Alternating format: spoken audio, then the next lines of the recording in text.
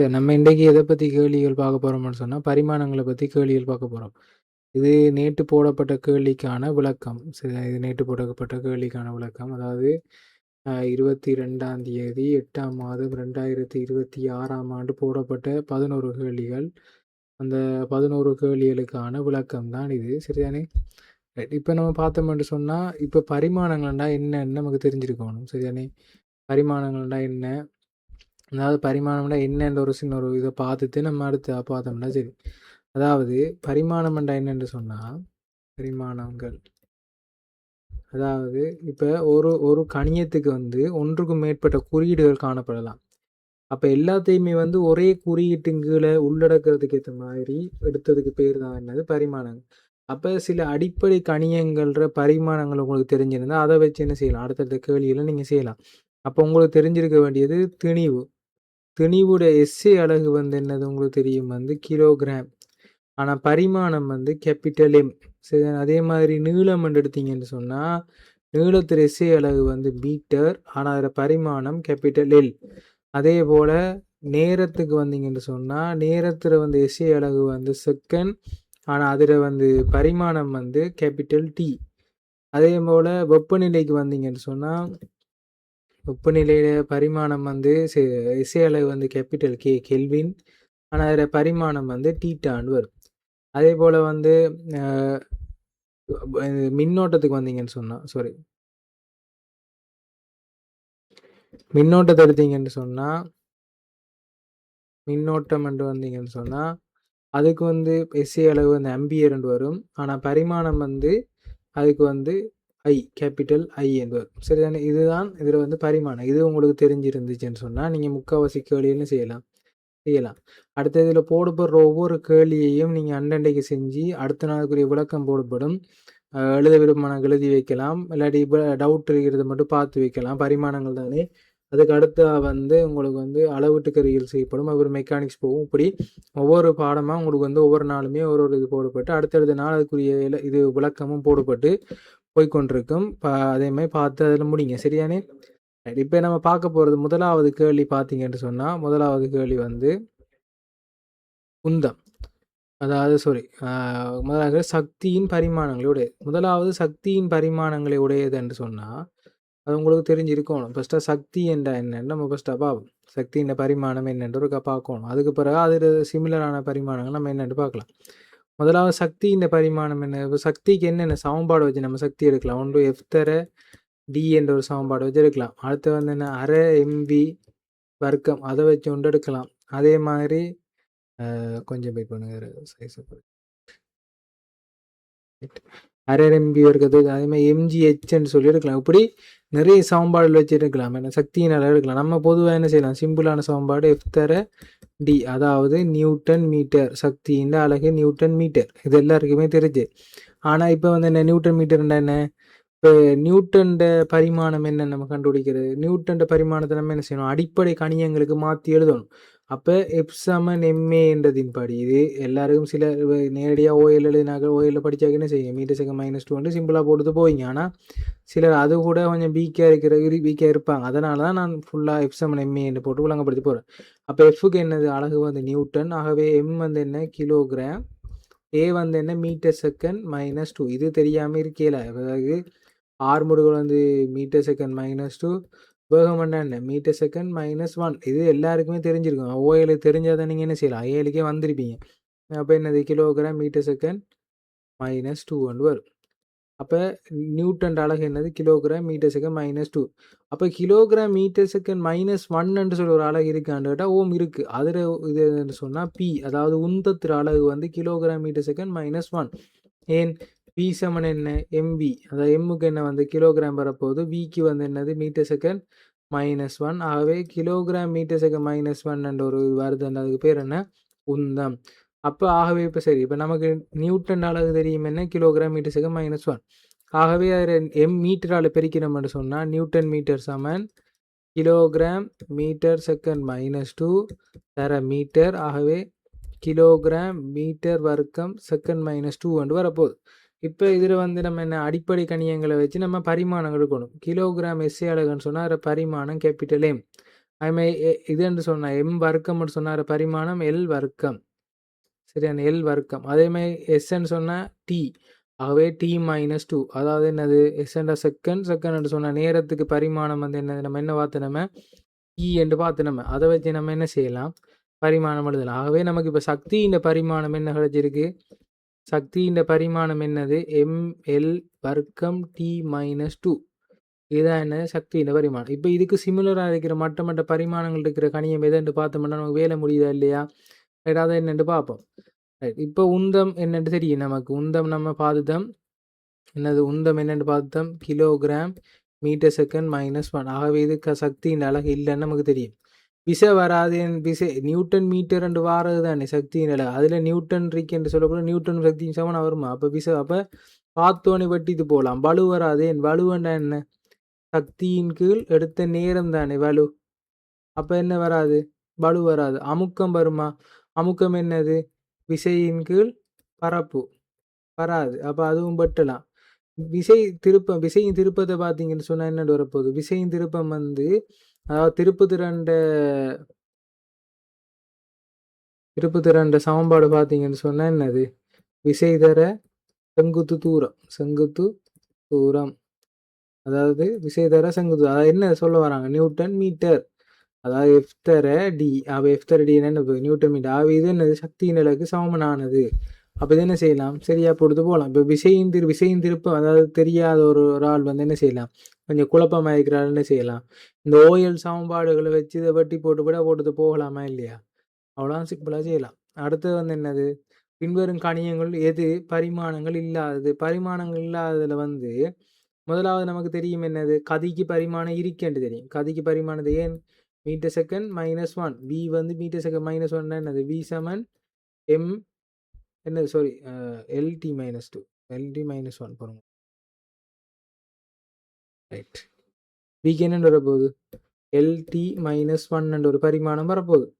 ஆயார் பரிமாணம் இருக்கிறவர் அது நமக்கு தெரியும். அதை தெரியுமென்னு சொன்னால் நம்ம என்ன செய்யலாம்? அதை வந்து விடலாம். சரியா? ரைட். அப்போ அதை என்ன செய்யலாம்?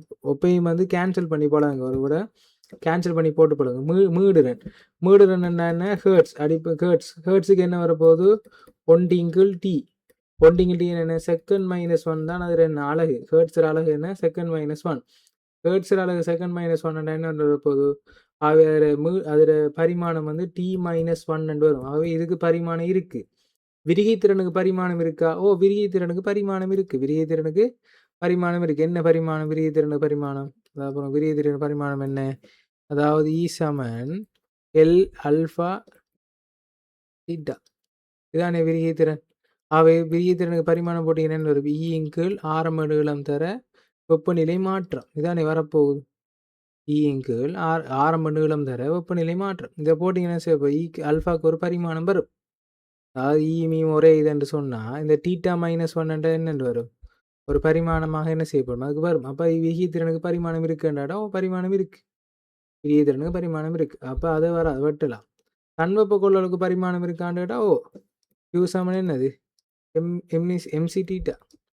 சரியா? அப்போ இதில் இதுக்கு ஒரு பரிமாணம் இருக்குதானே? அப்போ அதுக்கும் பரிமாணம் இருக்குது. அப்போ அதுவும் வராது. ஆகவே சார் அடர்த்தி என்ன? அதாவது பதார்த்தத்தின் அடர்த்தியின் கீழ் சரியா நீரின் அடர்த்தி. பதார்த்தத்தின் அடர்த்தியின் கீழ் என்ன? நீரின் அடர்த்தி. ஆகவே இந்த அடர்த்தியும் வெட்டுப்பட்டா அடர்த்திக்கான சமன்பாடு என்னென்று வரும்? அடர்த்திக்கான சமன்பாடு என்ன? திணிவின் கீழ் கனவளவு. ஆகவே இது என்னென்று வரப்போகுது? Kilogram metre -3. ஆகவே கிலோகிராம் மீட்டர் -3 இங்கே கிலோகிராம் மீட்டர் -3 வெட்டுப்பட்டா அங்கே அலகு இல்லாட்டி என்னது? இது இல்லை, பரிமாணம் இல்லை. சிம்பிள். அப்போ என்ன செய்யலாம்? சார் அடர்த்தியானக்குரிய விட இது வந்து பார்த்தோன்னே விட போட்டுட்டு போகலாம். சிலருக்கு அது தெரியாமல் இருக்க மாட்டதுக்கு அடுத்த நான் என்ன செய்கிறேன்? அதை விளங்கப்படுத்தி நான் போய் கொண்டிருக்கேன். சரியா? ரைட். அடுத்த கேள்வியை அடுத்த கேள்வி என்ன சொல்கிறாங்க போங்க. அதில் அழிச்சிட்டு வாரம் விளங்கப்படுத்துறதுக்கு எழுதுறதுக்கு இடம் போகும். அடுத்த கேள்வி பார்த்தீங்கன்னு சொன்னால் என்னது? அதாவது எழுதுறதுக்கு இடம் போடு. ரைட். ஓகே, சரி.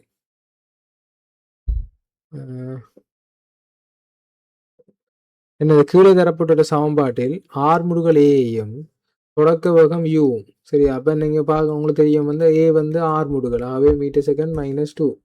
தொடக்க பாகம் u, ஆகவே மீட்டர் செகண்ட் -1 அதுவும் தெரியும். Right, okay. Metre second -1. இச்சமன்பாட்டில் இருக்கும் கணியம் கேயின் பரிமாணம். கேயின் பரிமாணம் கேட்காங்க. இதுல வந்து நீங்க இந்த இவ்வளவும் போட்டு குழப்ப தேவையில்ல. உங்களுக்கு என்ன தந்திருக்காங்க? சிம்பிளா பாக்குற மெத்தட் என்னது? எஸ் வந்து உங்களுக்கு என்ன தூரம், ஆகவே எஸ் வந்து உங்களுக்கு தெரியும் மீட்டர்.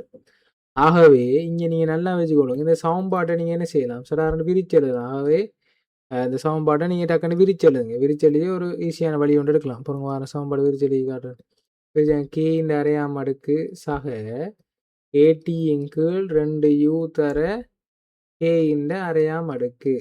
இதை நீங்க என்ன செய்யலாம், இப்போ சமன்பாடு இருக்கலாம். இதுல வந்து ஒரு பரிமாணங்கள் ஒரு விதி இருக்கு. என்னது? ஒரே பரிமாணங்கள் இருக்கிறத தான் நீங்க என்ன செய்யலாம், ஒரே பரிமாணங்கள் இருக்கிறத தான் கூட்டலாம் கழிக்கலாம். ஒரே சமமான ஒரு பரிமாணம் இருக்கிறவரை தான் நீங்க கூட்டலாம் கழிக்கலாம். ஆகவே இது என்னன்னு வரும், சமமான பரிமாணங்களை தான் கூட்டலாம் கழிக்கலாம்ன்ற என்னது, கே அரையின் வர்க்கமும் கே அரை, அதாவது கே இந்த அரையாம் அடுக்கும் இதுவும் என்ன செய்யுது, பரிமாணங்கள்ல சமன். சரியா? கேயின் அரையாம் அடுக்கும் இதுவும் என்ன பரிமாணங்கள்ல சமன். அப்ப என்னென்று எடுக்கலாம், இப்போ இவர் சமன் என்று சொன்னா இந்த பரிமாணம் எப்படி வரும், எஸ்ஸுக்கு கே இந்த அரையாம் அடுக்கு சமன்பாடு சமன், சாரி கே இந்த அரையாம் அடுக்கு சமன்பாடு சமன், பரிமாணம் சமன். அதே மாதிரி என்ன, இந்த ஏடி கீழ் 2u தர கே இந்த அரையாம் அடுக்கு வர சமன்பாடும் என்ன இருக்கு, சமனா இருக்க போகுது. நான் சொல்லுங்க. அப்ப இப்போ என்னென்று இருக்கலாம், அப்ப நான் நேரடியாகவே என்ன செய்யலாம், எஸ்ஐயும் கே இந்த அரையாம் அடுக்கையும் என்ன செய்யலாம், சமன் என்று எடுக்கலாம்.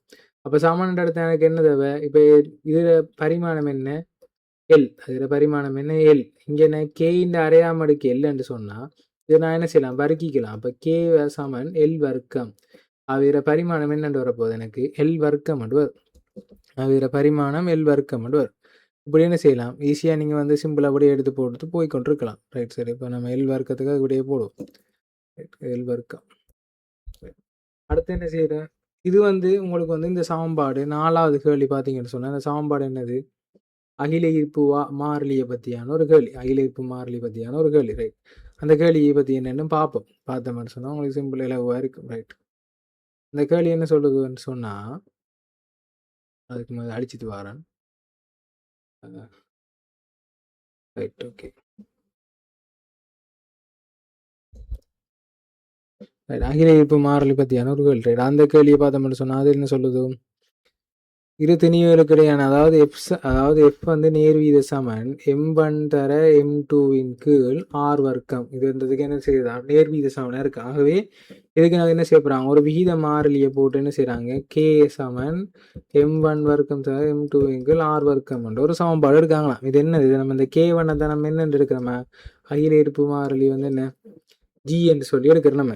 சரி, அவங்க வந்து என்ன செய்யறாங்க, அந்த ஜீர பரிமாணத்தை அகில இருப்பு பரிமாணத்தை வீத சமத்துவ மாறில் என்ன செய்யறாங்க, ஒரு பரிமாணத்தை தான் உங்களுக்கு கேட்காங்க.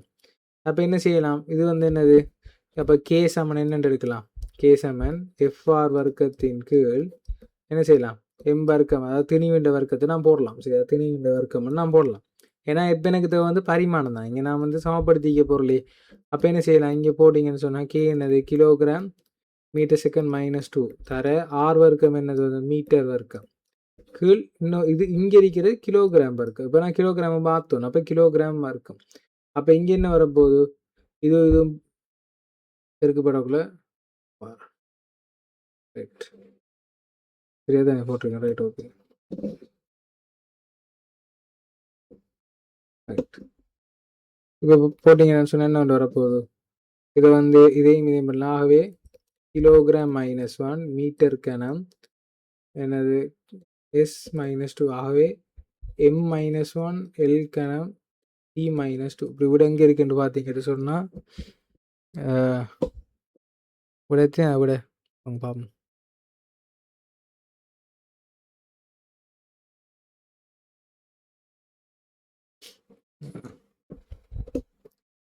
விட வந்து உங்களுக்கு 5வது விட வரும். m-1 L வர்க்கம் விட வந்து 5வது விட வரும். சரி, 5வது விட வரும். இப்போ அடுத்த 7வது கேள்வியை பார்ப்போம். 7வது கேள்வி வந்து தனி ஒரு இடத்த கொண்டு போவோம். இதை ரைட், ஓகே.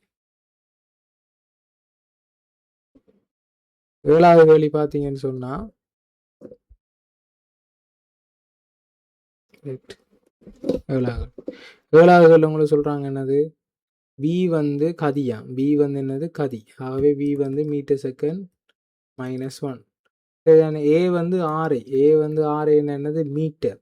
அடுத்து என்ன வரப்போகுது போலும் கோலம் உராய் விசை எஃப்கே அதாவது எஃப் சமன் கேஏவி வர்க்கம் என்று சொல்கிறாங்க. இந்த கே இந்த பரிமாணத்தை கேட்காங்க. அப்போ என்னது கே இந்த பரிமாணம் எஃப்இங்கு ஏவி வர்க்கம் என்று வரப்போகுது. ஆகவே கே சமன் என்ன கிலோகிராம் மீட்டர் செகண்ட் -2 கீழ் ஏ வந்து என்ன ஆறு. ஏ வந்து ஆறுன்னு சொன்ன அப்படியே வரும். இது என்னது மீட்டர் செகண்ட் -1 வர்க்கம். அப்போ மீட்டர் செகண்ட் -1 முழுவதின் வர்க்கம் என்று வரும். இதை பிரிச்சிங்கன்னா என்னென்று வரப்போ இந்த எம்மையும் இந்த எம்மையும் நீங்கள் வெட்டலாம். இப்போ இதால் வர்க்கிச்சு வர நம்ம பிரிச்சடி காட்டுறேன் என்ன குழப்பாம. அப்போ என்னென்று வரப்போகுது மீட்டர் வர்க்கம் செகண்ட் -2 இங்கேயும் செகண்ட் -2 இருக்கு.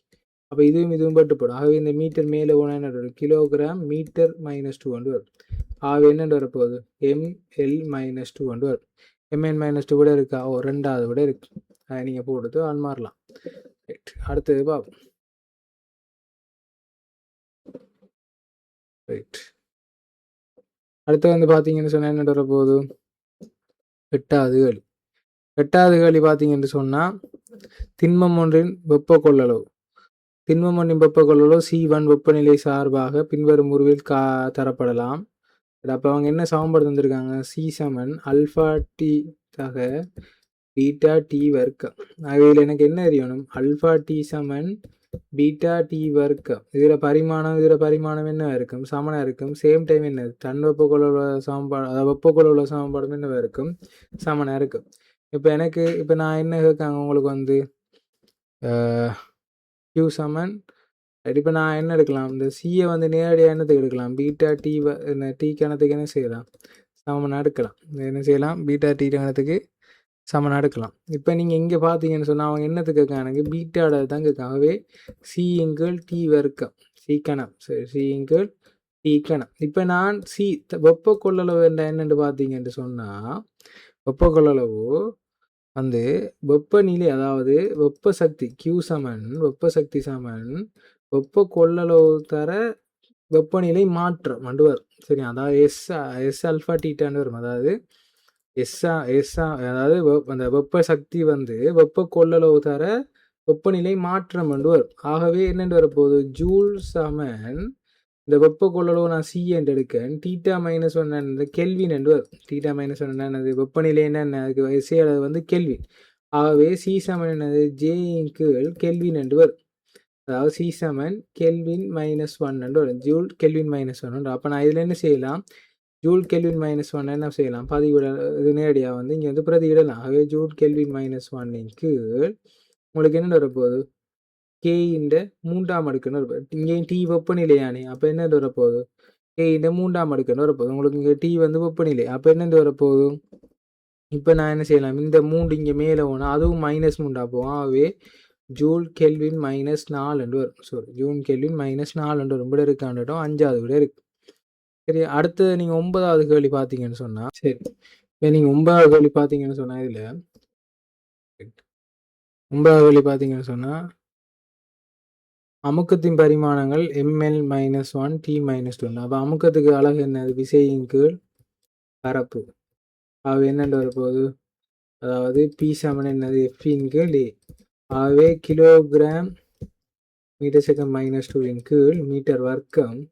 ஆகவே கிலோகிராம் மீட்டர் -1 செகண்ட் -2. இதுக்கு பரிமாணம் பார்த்தீங்கன்னா ml -1 t -2 வரும்.